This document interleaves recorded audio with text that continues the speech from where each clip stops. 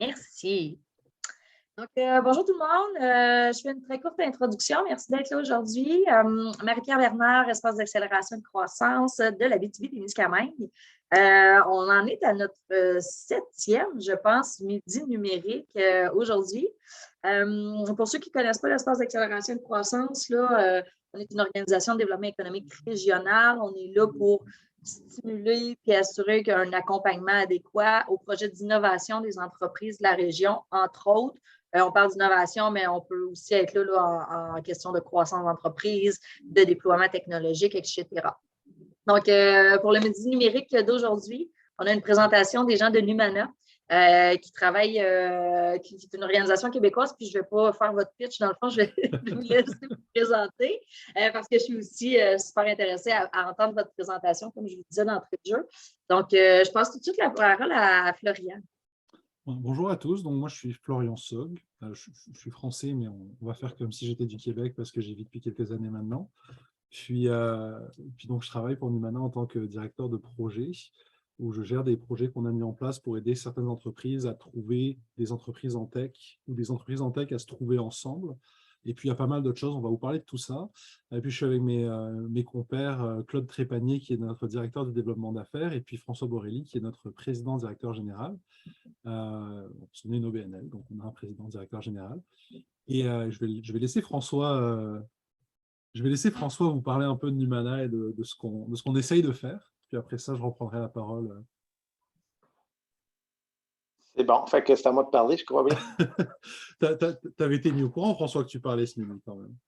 Oui, puis non, mais c'est correct. Bonjour à tous, ça fait plaisir d'être là.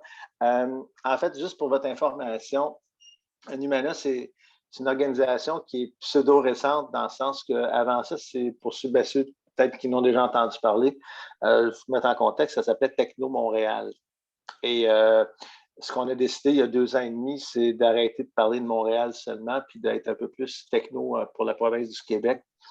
Puis en même temps, on s'est dit, on va changer de nom parce qu'on veut faire des choses pour le Québec, mais il se peut qu'on ait des mandats aussi plus larges qui peuvent qui peuvent venir d'ailleurs. Donc, on voulait être un peu plus neutre. Mais ceci étant dit, on est quand même une organisation qui est là pour aider le Québec à développer des technologies. On est en technologie de l'information et des communications, à développer des technologies, mais aussi aider les gens à adopter de la technologie dans les entreprises, peu importe. Puis nos créneaux sont différents. En ce moment, on focus sur tout ce qui est émergent. Mais en même temps, on est aussi là pour mettre en lien, faire la promotion de ce qui se fait au Québec, puis aider les entreprises à montrer ce qu'ils ont comme produit, puis en même temps permettre justement de faire le maillage entre ceux qui ont besoin de produits puis ceux qui en développent. Donc, c'est un peu ça, grosso modo. Je ne veux pas rentrer dans trop de détails parce que je pense que la présentation va quand même donner beaucoup d'informations. Fait que c'est tout, je pense bien. Donc, c'est ça. Comme le disait François, on est une organisation qui a plusieurs objectifs dans les positionnements qu'on a pris. Le premier, donc, c'est vraiment d'aider un peu tous les intervenants qui participent à Numana, que ce soit au niveau institutionnel, gouvernemental, académique ou privé, à se connecter au TIC et à trouver ce dont elles ont besoin. On l'a vu avec les 2 ans de pandémie qu'on vient de traverser, des technos, on en a besoin de façon régulière. On a aussi des comités de politique publique pour conseiller les paliers gouvernementaux, que ce soit au niveau provincial, municipal ou fédéral, sur les choses qu'ils peuvent mettre en place pour favoriser l'innovation et l'adoption des technologies. Et puis, et ça, c'est la portion sur laquelle on a beaucoup focusé dans les dernières années, on s'intéresse aux technologies émergentes. Donc, on fonctionne avec un système de ce qu'en anglais, ils appellent des think tanks, qui n'a pas vraiment de bonne traduction en français. Mais l'idée, c'est des comités aviseurs d'experts qui se réunissent pour concevoir, rédiger une étude sur des sujets précis. On pourra revenir un petit peu sur ces études-là plus tard. Et puis, on a donc tout ce qui est rayonnement et connecté avec les entreprises québécoises pour nous permettre de savoir quoi présenter aux investisseurs, aux donneurs d'ordre international quand ils cherchent à investir au Québec. Puis c'est ça. Depuis quelques années, on ne veut plus juste parler de Montréal parce qu'il y a beaucoup de richesses au Québec qui est un peu trop souvent ignorée, malheureusement. Et puis, ces think tanks, et ça c'est le dernier point, on les amène vers des projets concrets et pratique à travers des living labs, donc des laboratoires vivants où on fait de l'expérimentation. Là-dessus, un des exemples qu'on peut prendre, c'est que depuis 5 ans, on a dans Montréal, par exemple, une maison de retraite dans laquelle on teste des technologies pour le maintien à domicile et l'autonomie des aînés, puisque on a fait une étude il y a 5 ans qui montrait qu'un des enjeux de santé qu'on va avoir avec le Québec et le monde, en fait, et dans lequel la technologie peut répondre, c'est le maintien à domicile des aînés, et c'est le fait de garder nos grands-parents, nos parents chez eux plus longtemps, parce que les maisons de retraite, c'est pas forcément la période la plus fun de la vie. Je passe à la suite pour vous donner un schéma que Claude, tu peux peut-être prendre le relais pour expliquer un petit peu plus globalement, ou François, si vous voulez, sinon je peux le faire. Mais qui explique un petit peu où on est, où on se positionne et ce qu'on fait, parce que c'est souvent assez compliqué, il y a beaucoup de choses.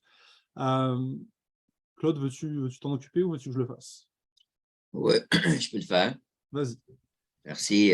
En passant, nous sommes financés par le ministère de l'Économie et de l'Innovation du Québec, Développement économique Canada, la Ville de Montréal et la Communauté métropolitaine de Montréal.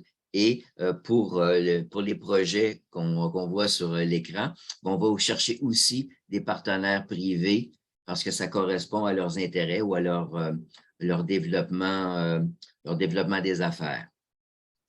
Donc, on peut voir un schéma là, de gauche à droite. Donc, on s'alimente de matière grise à gauche. Donc, on va avoir des comités aviseurs qui brossent un portrait de technologies de l'information et des communications qui sont émergentes à grand potentiel de performance et potentiel aussi d'être employés dans plusieurs secteurs d'activité du Québec, ou que ce soit des modèles d'affaires, des façons de faire des affaires qui sont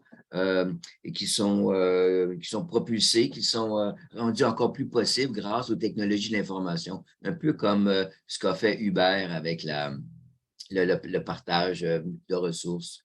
Donc, on a des comités aviseurs, donc des gens de l'industrie, donc des équipes multidisciplinaires qui nous aident à brosser un portrait d'une technologie de l'information et des communications émergentes à grand potentiel d'être utilisée dans plusieurs secteurs. Et aussi, ces experts-là identifient les occasions d'affaires pour des entreprises du Québec.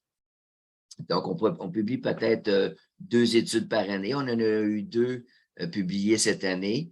Par exemple, sur l'exploitation des données géospatiales pour favoriser l'utilisation par les entreprises de données capturées par des satellites, des avions, des drones ou des senseurs fixes sur le terrain. On a eu aussi une étude sur les bâtiments empathiques, donc des bâtiments verts intelligents et connectés.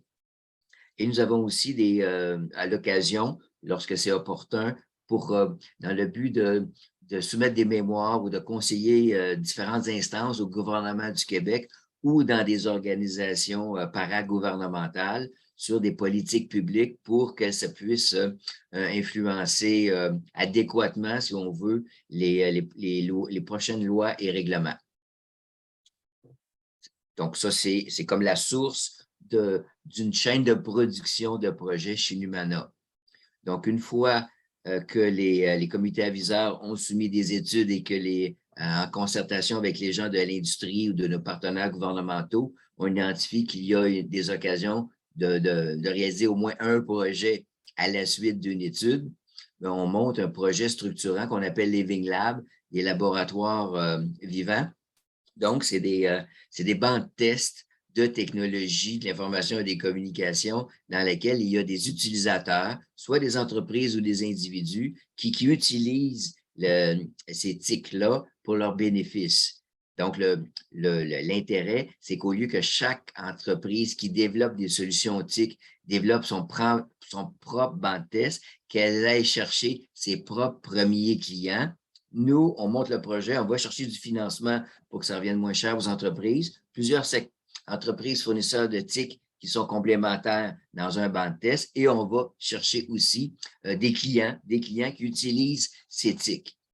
Donc, présentement, on en a 2 en cours. Conçu Alliance pour les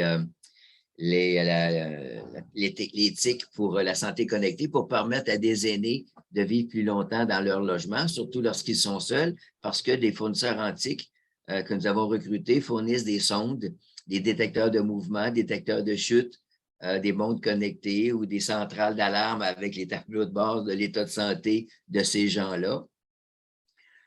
Donc, on fait ça dans une RPA, une résidence pour personnes âgées. Et puis, on a aussi recruté un OBNL là, subventionné par le fédéral, je crois, Communautique, qui fait de la transformation numérique auprès des OBNL qui offrent des soins à domicile à des aînés. On a aussi un projet de laboratoire quantique.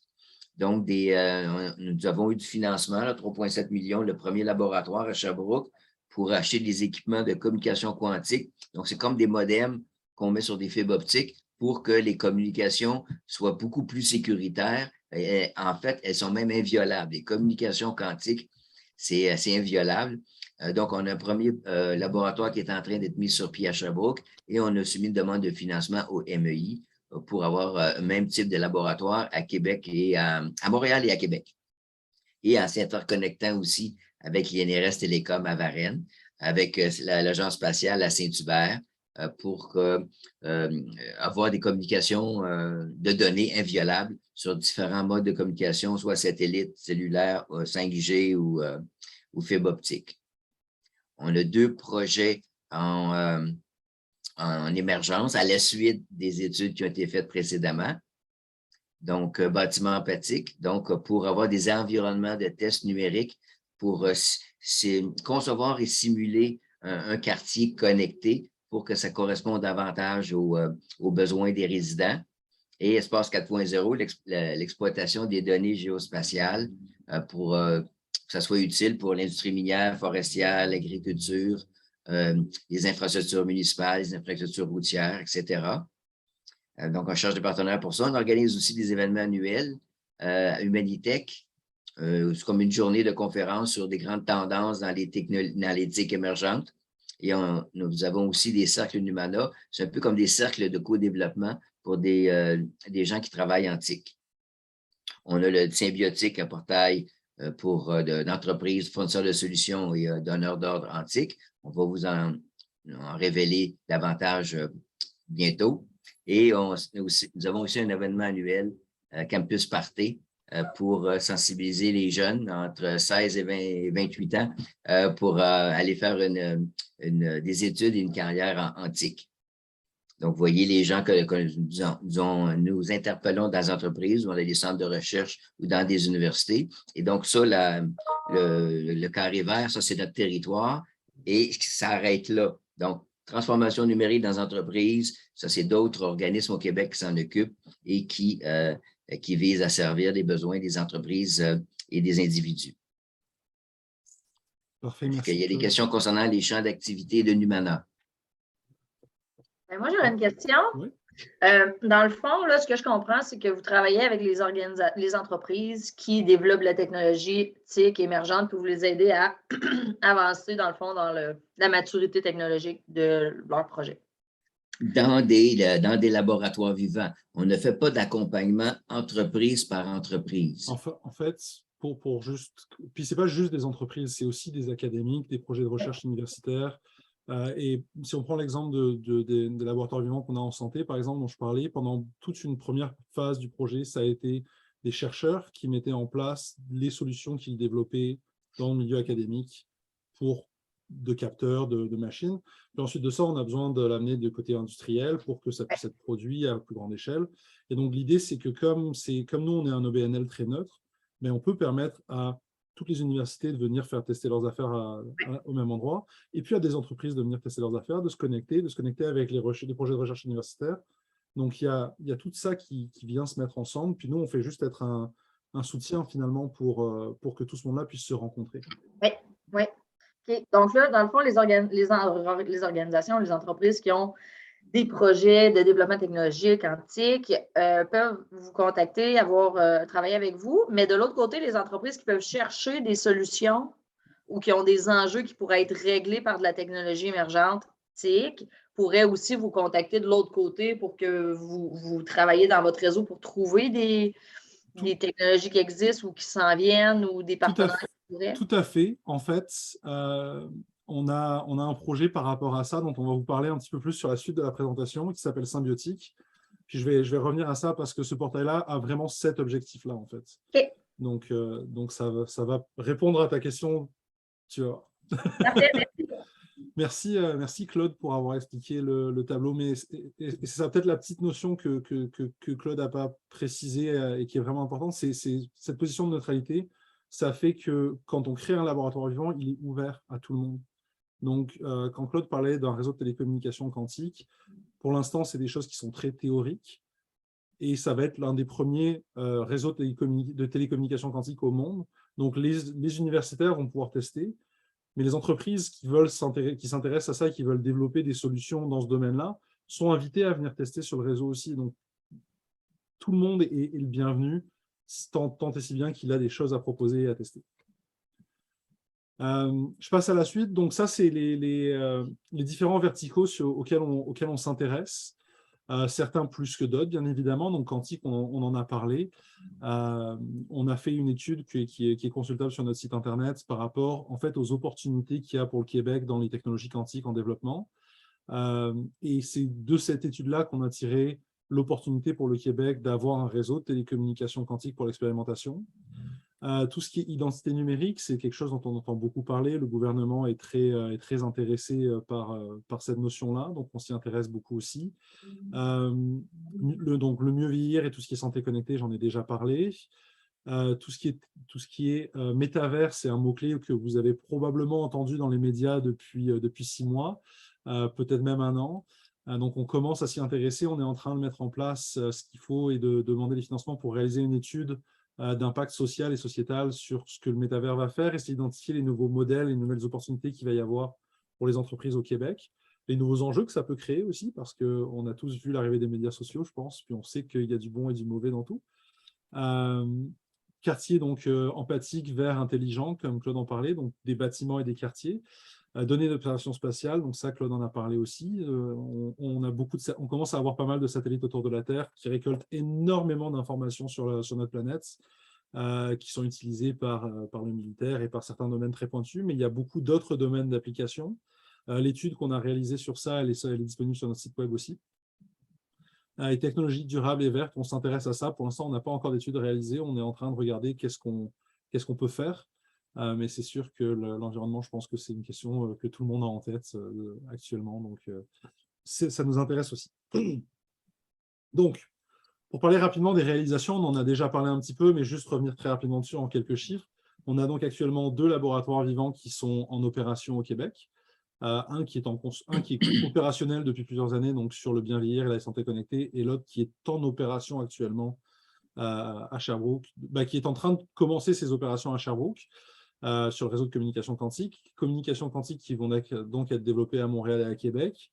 Et puis, on est en train d'analyser justement, suite à l'étude sur les données spatiales qu'on a réalisées, essayer de sortir de cette étude-là aussi un projet pratique et de le faire adopter par le gouvernement. Donc, l'idée, ce serait d'avoir un portail de données du Québec qui permette aux entreprises ensuite d'aller piocher les données dont elles ont besoin pour faire des différents projets. On est encore dans des choses assez vagues pour l'instant, puisque c'est en cours de construction. On a publié 17 études depuis 2018. On fait une dizaine d'événements et webinaires chaque année au minimum. Les plus importants, donc on vous les a cités, c'est Humanitech, qui est notre grand rendez-vous annuel, qui est au début de l'été à Montréal, qui est aussi disponible en ligne, et qui donc parle généralement des activités qu'il y a eu dans notre think tank et donc des sujets des technologies émergentes. Un autre qui est important, mais peut-être moins pour l'audience qu'on a présente ici, encore que si vous avez des jeunes dans votre entourage, ça peut vous intéresser. Ça s'appelle Campus Party. Donc, c'est un événement qui est d'origine internationale. Puis je ne m'étalerai pas trop sur ce sujet-là, même si je peux. Mais l'idée, c'est vraiment d'inspirer les jeunes à travers des conférences inspirantes et des ateliers sur des technologies très concrètes à s'intéresser aux carrières en tech et pas juste aux carrières en tech dans le jeu vidéo. Parce qu'il y a énormément de choses très intéressantes à faire. Puis les 16-30 ans, c'est ceux qui ont la clé de ce que le monde du travail va être demain et des technologies qu'il va y avoir demain sur le marché. Parce que nous autres, on a celles d'aujourd'hui. donc les cercles Numana qui sont, comme le disait Claude, des cercles de parole destinés aux chefs d'entreprise et aux chefs d'entreprise et C-level exécutifs, comme on dit en anglais, donc aux vice-présidents ou aux gestionnaires dans des entreprises en techno. C'est un projet qu'on a mis en place avec au tout début de la pandémie parce que beaucoup de nos membres nous ont fait part d'une inquiétude par rapport à la santé mentale de leurs employés et à leur santé mentale à eux-mêmes. Donc vraiment, l'objectif, c'est que ce soit des cercles apprenants pour former des gestionnaires à faire attention à leur santé mentale à eux, mais aussi à la santé mentale de leurs employés. Et essayer de leur apprendre des notions de gestion un peu plus humaine et un peu plus consciente. Puis donc, on a actuellement 80 membres et partenaires chez Numana et plusieurs projets terrain qui sont en phase d'études. Donc, les études, on en a un peu parlé. Vous allez pouvoir les retrouver sur notre site web. Je ne sais pas pourquoi le lien n'apparaît pas, mais il est là, je le corrigerai. C'est très amusant. On a donc eu une étude sur le mieux vieillir, la stratégie dont je vous parlais sur les technologies quantiques du Québec. On a aussi une étude de propriété intellectuelle sur ce qui existe en termes de technologie quantique au Québec et au Canada. On a fait une consultation sur les bâtiments verts et intelligents et donc notre étude sur les données spatiales. Ça, c'est ce qui a été publié dans la dernière année. Donc, c'est quand même pas mal de choses déjà. Et puis, ce qui s'en vient en 2022, donc il y a plusieurs projets. Vous en parlez rapidement. S'il y a des entreprises dans vos réseaux ou si vous-même vous êtes intéressé, n'hésitez pas à nous contacter à la suite de ce webinaire.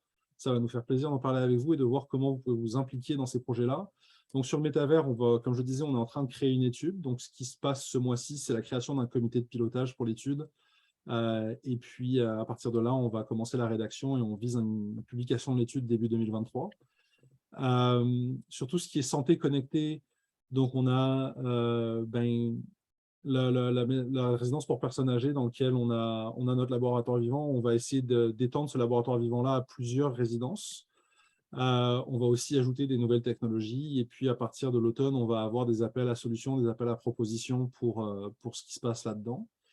En quantique, donc on met en service le réseau de test à Sherbrooke en octobre. Excusez-moi. Et puis, on va avoir aussi la planification des projets pour Montréal et Québec, dans lequel il y a encore beaucoup de place pour des entreprises qui voudraient s'impliquer.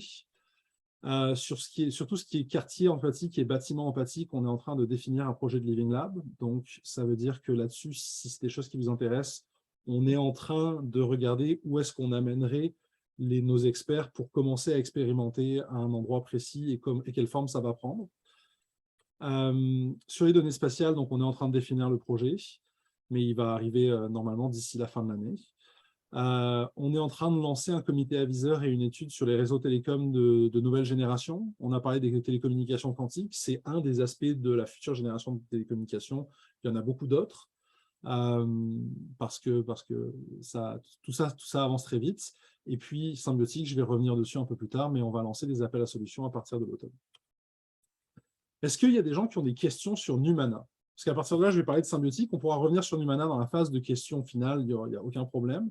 Mais on pourrait prendre un petit 5 minutes s'il y a des gens qui ont des questions. Ça ne va absolument pas être un problème, mais ça va me faire beaucoup plaisir.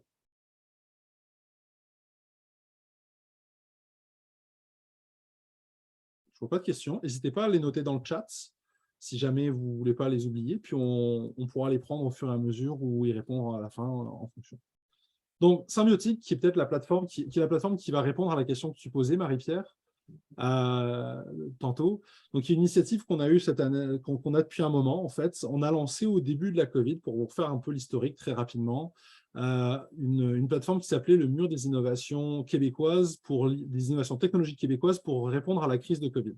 Parce qu'on a réalisé que, premièrement, il y a beaucoup de technologies qui est développée au Québec. Je pense que nous autres, on le sait, mais il y a beaucoup de gens qui ont du mal à le savoir.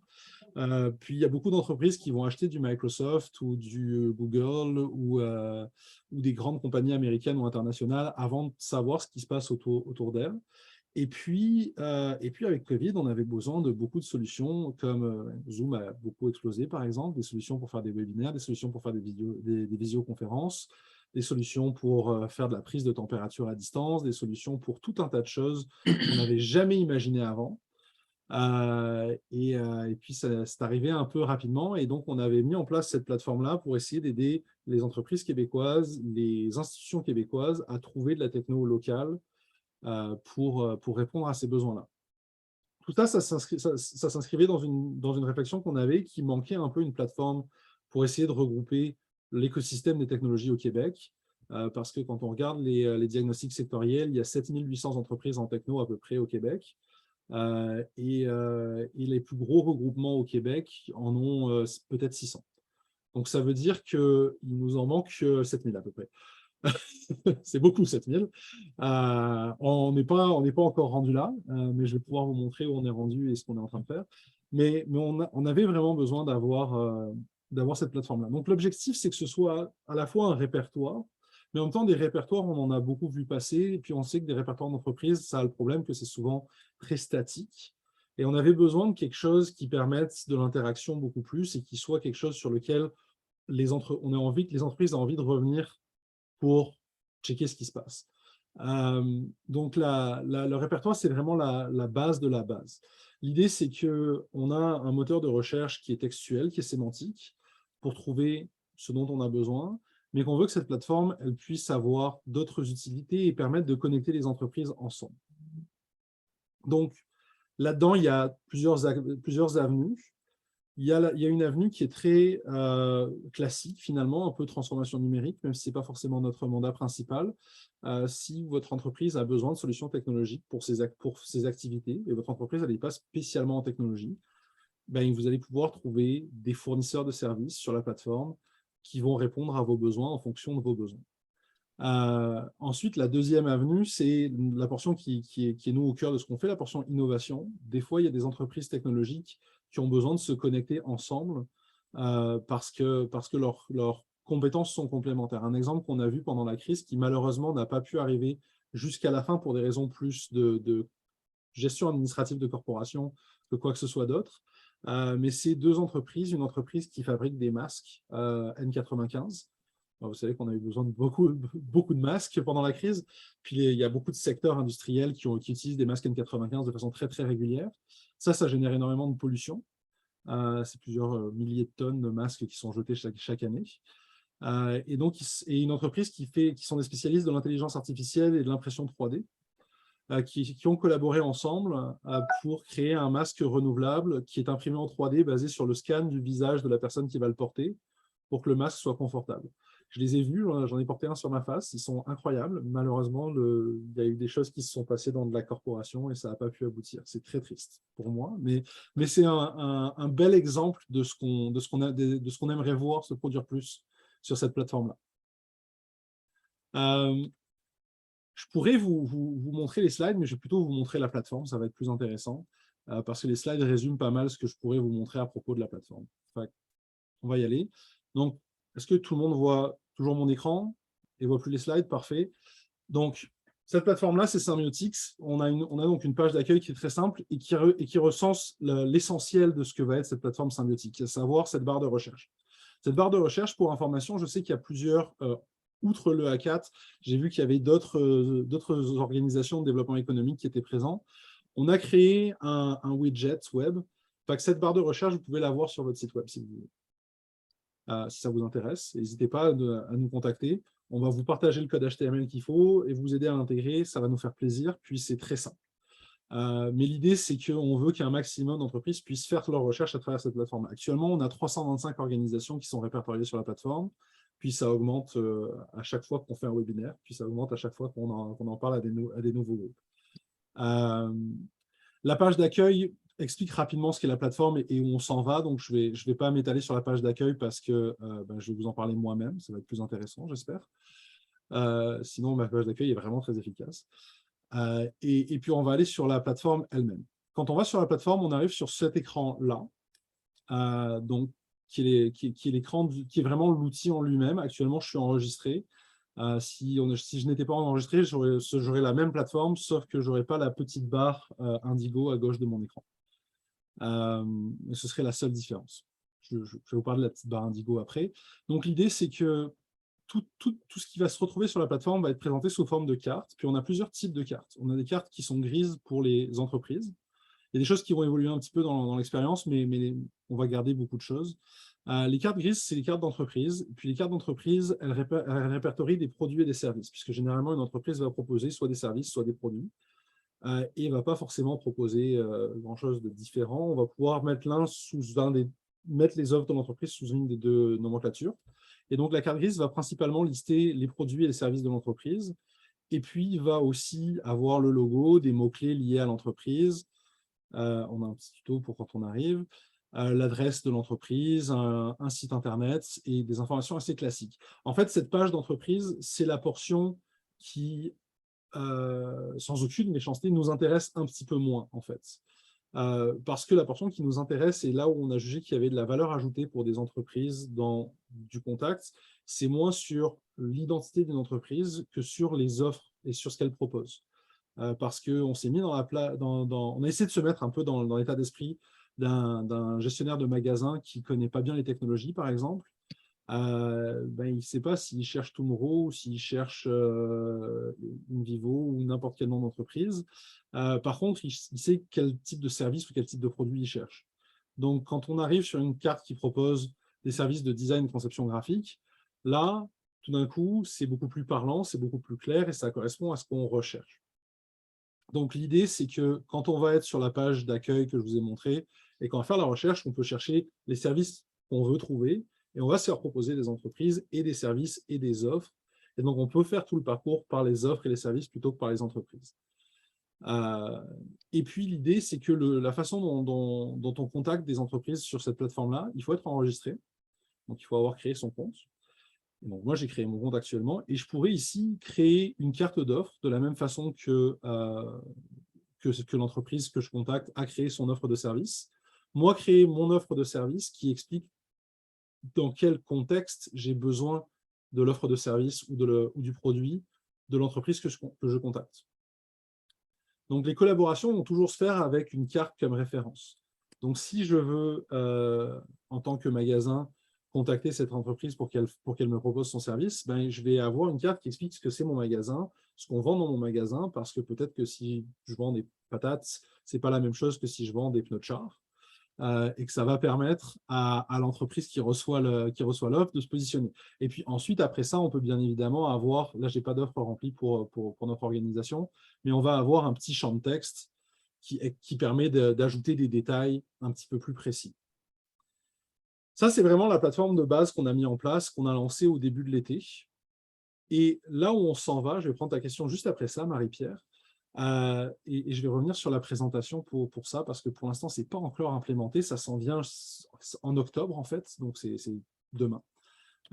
Et ça va peut-être même intéresser le A4, c'est qu'on va avoir dans la plateforme la possibilité de publier des appels d'offres et des appels à projets. Et donc d'avoir une organisation qui dit nous on cherche quelqu'un pour faire la transformation numérique de tel aspect de notre organisation ou pour arriver avec un projet innovant. Ça pourra même être quand Investissement Québec International, anciennement Export Québec, cherche à concevoir une mission commerciale à l'international et qui cherche des entreprises sur des verticaux très précis. Ils pourront passer par la plateforme pour dire on cherche des entreprises dans tel verticaux. Faites votre soumission, contactez-nous, et donc tout va pouvoir se faire à travers la plateforme et eux vont recevoir les offres des entreprises qui sont intéressées par participer à la mission commerciale ou les soumissions des entreprises pour répondre à l'appel d'offres. Donc ça, c'est ce qui s'en vient à l'automne, puis c'est là qu'on voit un aspect beaucoup plus interactif pour les entreprises, puisque ce ne sera plus juste un affichage de ce que les entreprises font, mais aussi une possibilité d'aller demander des choses. Marie-Pierre, tu avais une question. Oui, tu sais, dans le fond, là, je sais que Numana, là, j'ai compris que vous êtes vraiment en technologie émergente. Là, vous travaillez pour des trucs qui s'en viennent. La plateforme n'est pas seulement en technologie émergente, c'est-à-dire que des entreprises qui offrent des services un peu plus standards ou quelque chose comme ça peuvent être recensées sur votre plateforme. Exemple, j'ai une entreprise en région qui cherche quelqu'un ou une technologie de ERP qui est spécifique à son secteur d'activité ou peu importe à son type d'industrie, elle pourrait consulter cette plateforme-là pour le trouver. À 100%. En fait, regarde, si on tape, je vais faire l'exercice, si je tape ERP ici, j'ai des solutions et j'ai des choses qui sortent. OK. Voilà, tout Fait que ça simplement. va beaucoup plus large. Puis quand on parle Oui, de oui, transformation numérique, parce qu'on a beaucoup d'entreprises ici qui sont là-dedans, elles ne tout à savent fait. pas trop où aller, mais des fois, elles identifient un besoin, puis on n'a pas C'est nécessairement toutes les ressources. l'idée de cette plateforme-là, c'est d'essayer de regrouper au maximum les différentes industries qui existent en technologie. Parce que quand on parle d'industrie et de technologie, dedans, tu peux mettre le quantique, les AI, puis les IRP et les CRM Les et les designs solutions de graphiques et tout gestion, ça. Là. les gens qui créent des sites web. Tout ça, c'est de la techno. La façon dont et je vais donner la parole à Rosalie dans quelques instants, je vois qu'elle a la main levée, mais la façon dont on gère les choses et dont on accepte, parce qu'il y a quand même une modération qu'on fait pour s'assurer que les entreprises qui sont sur la plateforme sont en techno. La définition qu'on prend, elle est très simple, elle est dans la chaîne de ce que c'est les technologies de l'information et de la communication. Créer de la donnée, capter de la donnée, transférer de la donnée et analyser ou stocker de la donnée. Donc, si on est quelque part là-dedans, on est une entreprise en technologie, on a le droit d'être sur la plateforme. Les Rosalie, agences de référencement web aussi, les développeurs de sites web, la liste est très longue. les intégrateurs, les analystes conseils, les analystes d'affaires. Rosalie, tu es mutée. Ah, oui, Voilà. voilà, bonjour. Hey, moi, je trouve ça extraordinaire que vous ayez développé ça. Bravo. Et j'avais deux petites questions, en fait, qui risquent de peut-être être plus longues. Ben, la première, c'est au niveau des données ouvertes et liées. Est-ce que c'est possible, par exemple, qu'il y ait une autre plateforme qui présente les choses de manière différente? Puis je dis ça parce qu'on travaille sur une base de données aussi sur le développement des techno-créatifs sur le territoire du Croissant boréal. Là, Raphaël et Marie-Pierre sont au courant. Mais est-ce qu'il y a des possibilités de maillage ou d'ouverture? Donc, est-ce que ça a été créé en données ouvertes ou pas? Puis, c'est quoi le modèle d'affaires, dans le fond, de la plateforme? OK. C'est donc deux questions. Je vais commencer par la première. La première, c'est oui, mais, en très court, dans le sens qu'on est en train de travailler sur l'ouverture des données, sur le fait de pouvoir se connecter avec d'autres plateformes. C'est une avenue qui nous intéresse énormément parce que si l'objectif, c'est de regrouper, ben, c'est sûr que ça aide. Et puis, il y a un deuxième bémol qui est en fait une opportunité pour vous autres. Je ne sais pas où vous en êtes dans votre création. C'est que ce qu'on a décidé quand on a choisi la plateforme, c'est que nous, on ne voulait pas faire du développement dédié et custom parce que le problème des plateformes custom, souvent, c'est qu'au bout de 4-5 ans, il faut les mettre à jour, elles sont outdatées.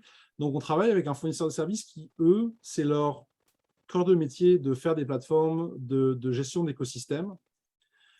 Et donc, une chose qui est aussi imaginable, c'est qu'on puisse connecter des partenaires intéressés à avoir leur propre portail à ces partenaires-là, à ce fournisseur-là et partenaires, pour que vous puissiez développer avec eux votre portail, qui va forcément avoir quelques similarités et des ressemblances, mais qu'ensuite les données des deux plateformes puissent communiquer ensemble. Parce que eux, leur objectif, c'est ça, c'est de vendre de vendre en fait des fenêtres sur des bases de données différentes, mais connectables à plusieurs organisations au Québec et à l'international. OK, intéressant. Puis, qui s'est cassé la tête par rapport à toutes les nomenclatures et les subdivisions, les ontologies et tout ça? C'est quand même, nous, on se casse beaucoup la tête avec ça. Fait que j'imagine qu'il y a quelqu'un chez vous qui a eu le même casse-tête. Tu veux dire sur les mots-clés, sur les petits mots-clés qu'on a pour savoir dans quel… alors, en fait, nous, on a décidé de pas prendre de casse-tête. On a pris la tangente inverse. À savoir, on a parlé notamment avec le gouvernement, puis on sait qu'il y a beaucoup de gens qui passent beaucoup de temps à essayer de catégoriser les technologies et de créer des catégories. Et nous, notre positionnement par rapport à ça, c'est que malheureusement, catégoriser les technologies, c'est peine perdue et un travail très long pour pas grand-chose, parce que le temps qu'on ait fini de faire des catégories, souvent, il y a des nouvelles catégories de technologies à ajouter. Donc, face à cette réalité-là, la façon dont on fonctionne, c'est qu'on amène de l'intelligence artificielle petit à petit à travers la plateforme. L'objectif à terme, et ça, c'est pas encore financé, c'est que cette plateforme-là, elle puisse permettre d'avoir une IA en arrière qui va faire des suggestions de collaboration aux entreprises, qui va faire des suggestions de soumission aux entreprises et qui va pouvoir même suggérer à deux entreprises de répondre conjointement à un appel d'offres. On n'est pas encore rendu là, mais c'est l'objectif. Et comme on a cette puissance de l'intelligence artificielle en arrière, ce qu'on a pu faire, c'est ouvrir pour l'instant aux entreprises le fait de remplir ad hoc leurs mots-clés de secteur d'activité. Et puis, ensuite, une fois qu'on a une masse critique assez élevée, on va pouvoir avoir l'intelligence artificielle qui va regrouper les choses qui se regroupent ensemble sous un même mot-clé. Et quand les entreprises vont, pour l'instant, ce n'est pas encore implémenté, on attend d'avoir un peu plus de masse critique, mais d'avoir de la proposition de catégories pendant qu'on est en train de taper, comme on l'aurait sur Facebook, pour ceux qui font de la publicité sur Facebook, par exemple, ou quand on cherche à remplir une entreprise sur LinkedIn, d'avoir des propositions qui correspondent à ce qu'on est en train de taper. Donc, c'est plus cette avenue qu'on a pris, plutôt que de nous faire des catégories, créer les catégories à partir de ce que nos utilisateurs vont générer. Tu es encore muté. C'est très intéressant comme solution. Puis là, donc, ça nécessite des données massives d'ampleur là, pour faire aller l'intelligence artificielle là-dessus.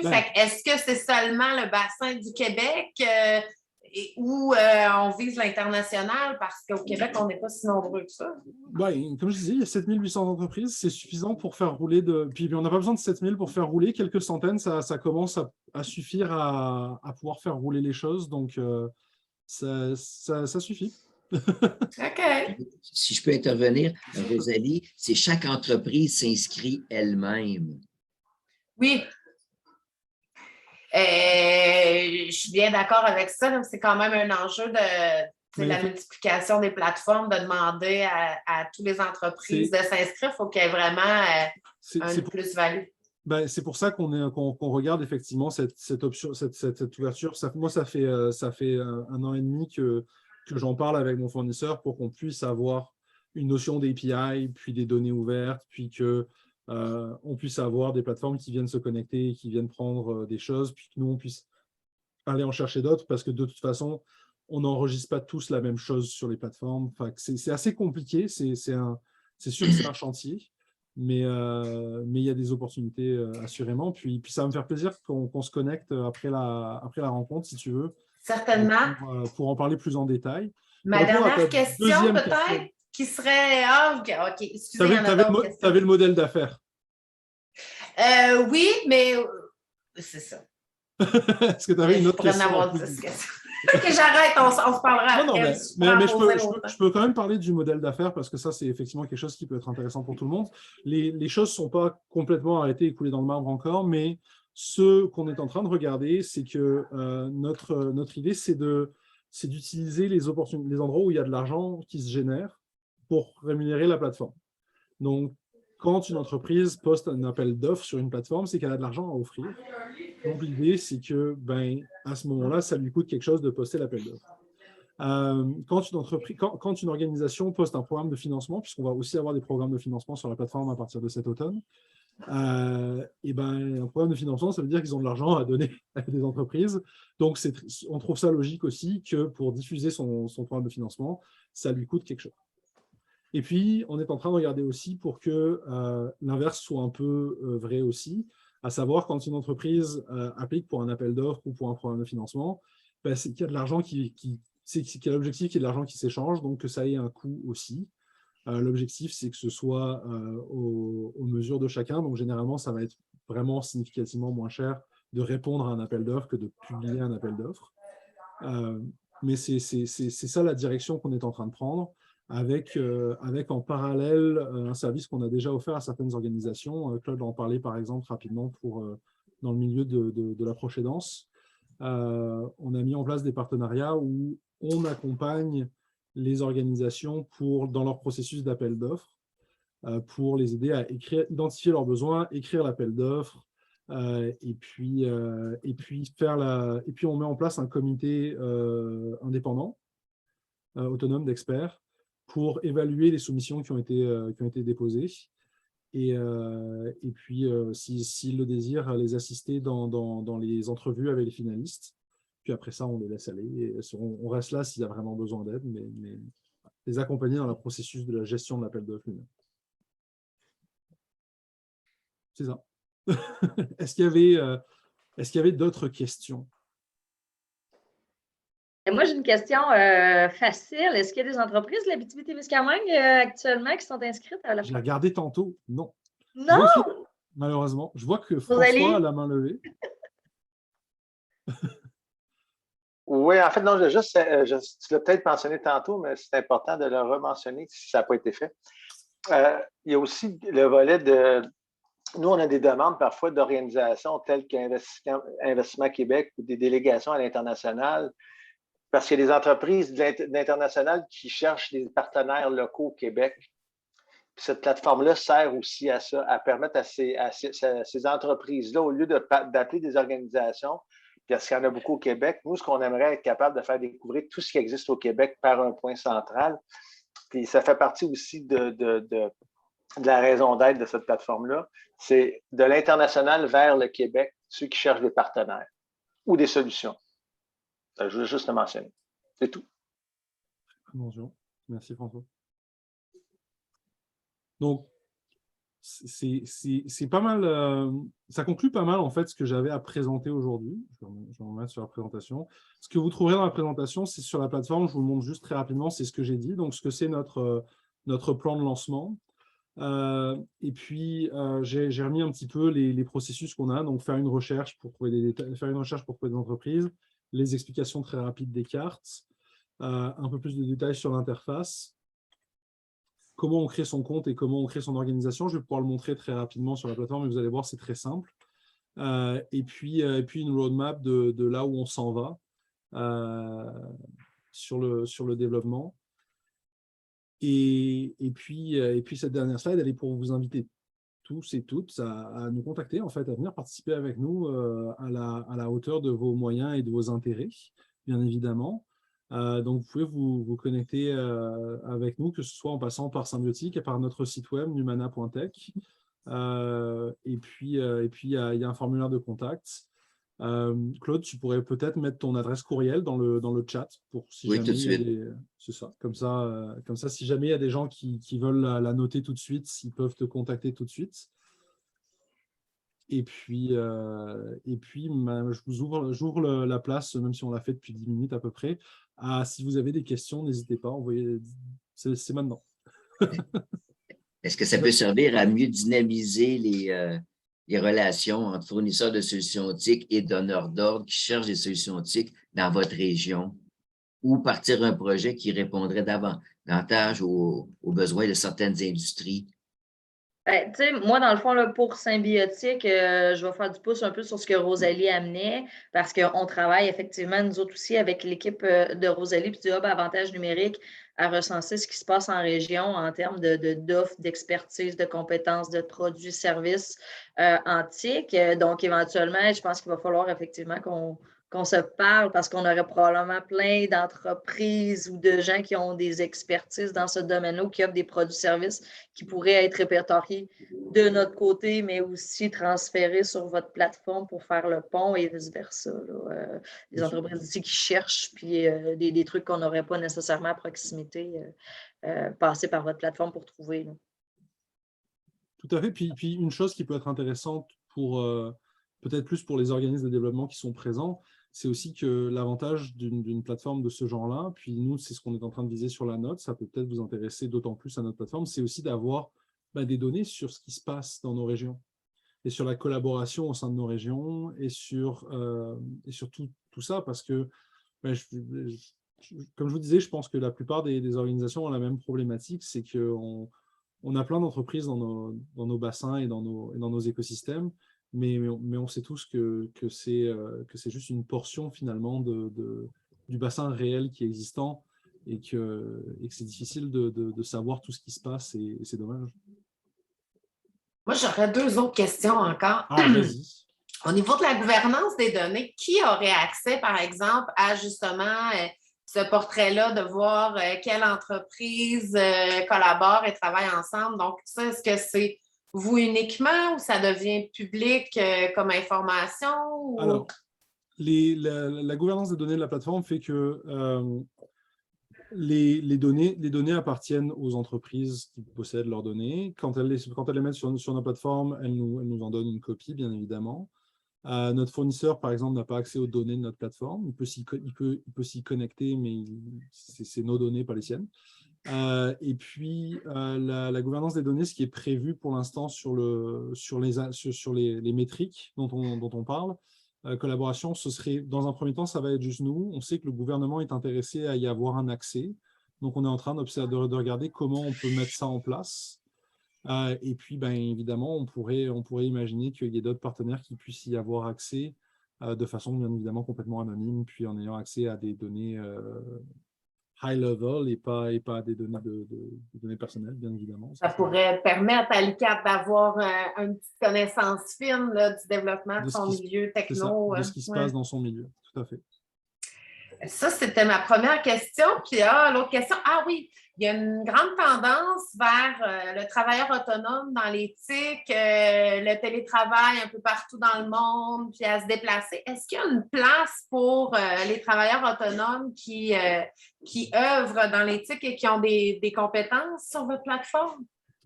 Alors, ça, c'est une très bonne question à laquelle je n'ai pas forcément une réponse formelle pour l'instant. C'est aussi ça qui arrive.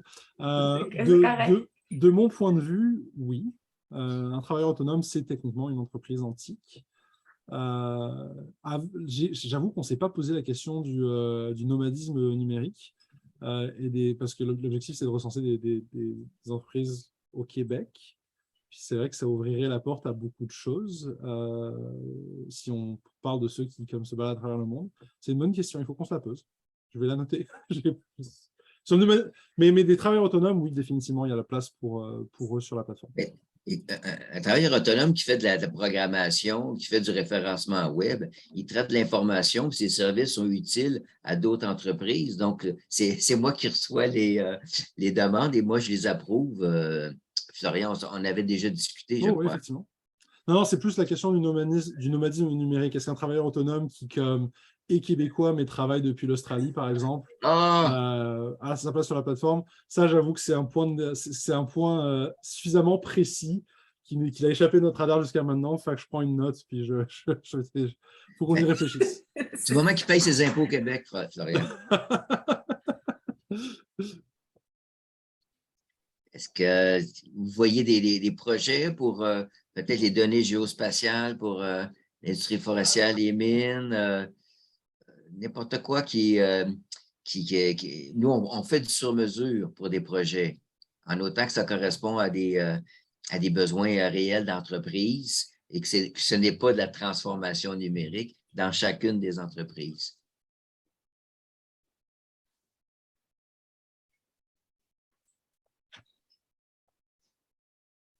Je ne sais pas à qui vous posez la question, là, mais c'est dur de répondre à ça. Ben, la question est ouverte. Ça reste à voir, puis effectivement, ça peut être des questions qui sont posées de façon sectorielle, là. Donc, oui. Les gens qui sont en agro présentement, ont-ils des défis, y a-t-il des opportunités justement avec ce genre de solutions-là? C'est peut-être des trucs que nous, on pourrait regarder là, avec nos partenaires sectoriels, je pense, qui pourraient répondre beaucoup plus facilement à votre question. Parfait. Est-ce qu'il y a d'autres questions? Ben, sinon, je peux faire un mot de la fin. De toute manière, on arrive à 13h. Un grand merci, messieurs, pour la présentation. Je trouve ça hyper intéressant. Puis, c'est tout à fait au goût du jour. Là, vous amenez des trucs qui sont hyper pertinents en ce moment pour les entreprises, pour les secteurs, pour le Québec. Donc, ça a été vraiment un plaisir. On était un petit groupe aujourd'hui à vous entendre. Mais comme on disait, on a enregistré la présentation. Probablement qu'on la diffusera s'il y a des gens aussi autour de la table qui veulent l'envoyer à d'autres personnes de la région qui pourraient être intéressées, des entreprises ou autres. Et puis, clairement, on va garder contact là, aussi pour ce qui est base de données. Je pense qu'avec Rosalie, on a des trucs en développement qui vont peut-être vous revenir éventuellement là, dans les prochains mois. Ça va nous faire plaisir. Donc, merci beaucoup à tous. Rosalie, je vais t'ajouter sur LinkedIn. Raphaël et Marie-Pierre de nous avoir invités. Merci. La meilleure façon de me rejoindre, c'est par courriel. Mais tu peux m'ajouter sur LinkedIn. Mais moi, je viens du milieu de la culture. Là, fait qu'on a d'autres cultures que le milieu des affaires. On s'échangera notre courriel par LinkedIn. Oui, c'est une bonne idée. Excellent. Ça va me faire plaisir Je pourrais en parler pendant des heures avec vous autres de votre plateforme. Parfait. Bonne journée. Merci, au revoir.